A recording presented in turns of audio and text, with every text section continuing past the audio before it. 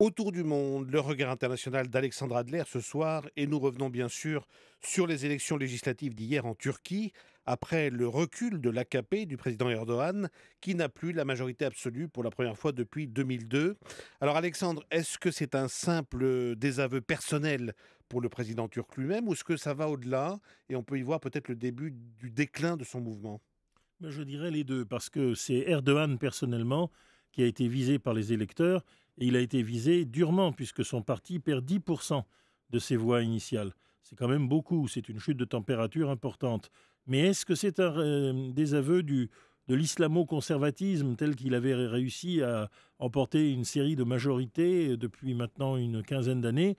Peut-être pas, car il existe d'autres hommes politiques se réclamant du même courant et beaucoup plus modérés, et qui vont certainement sortir du bois aujourd'hui.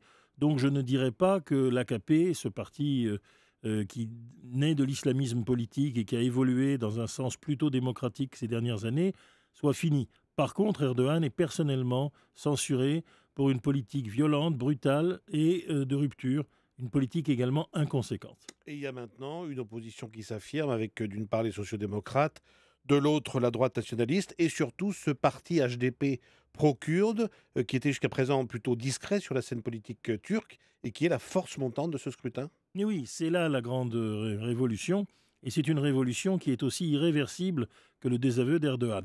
En effet, les Kurdes, contrairement à l'image un peu d'Épinal que certains ont pu développer, sont très divisés en Turquie. Beaucoup, notamment ceux qui ne vivent pas dans la région kurde proprement dite, mais dans les grandes villes de l'ouest du pays, notamment Istanbul, ont tendance à mêler leur voix aux autres Turcs, car ils sont en voie d'assimilation. D'autres, bien sûr, votent pour le parti kurde, essentiellement dans les régions véritablement kurdes de l'est du pays, Diyarbakir. Là, ce n'est pas ce qui s'est produit.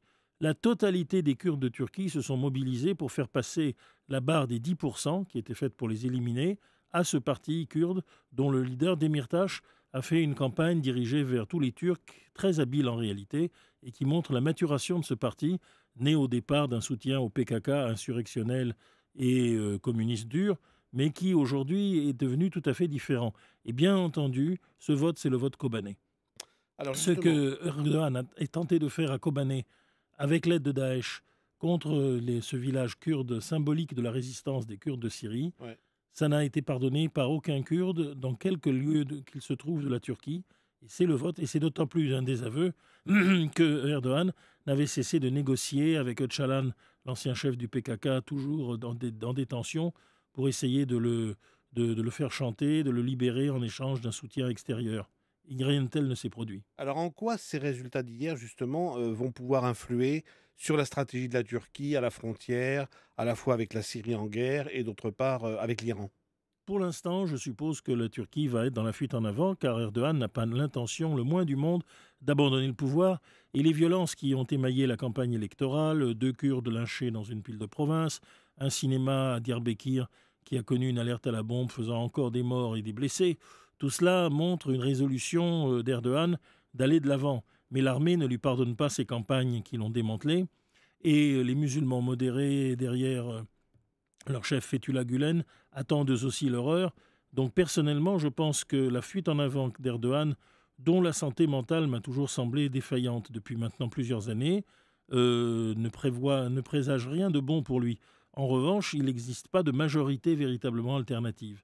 Et c'est là où le précipité, on croise les doigts, serait extraordinaire, c'est convaincre les laïcs héritiers du kémalisme, les musulmans modérés de Fethullah Gülen et les Kurdes de passer un véritable compromis historique. La modernité a cette dernière barrière à passer en Turquie, c'est celle d'intégrer un mouvement kurde à la fois profondément identitaire, mais acceptant profondément l'existence de l'État turc comme une structure qui leur permet d'aller le plus loin. Eh bien cela, ce serait véritablement la fin du processus démocratique et la transformation de la Turquie en une démocratie complète.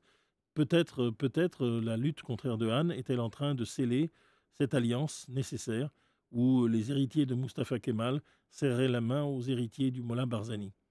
Le séisme politique en Turquie vu par Alexandre Adler. Merci beaucoup Alexandre.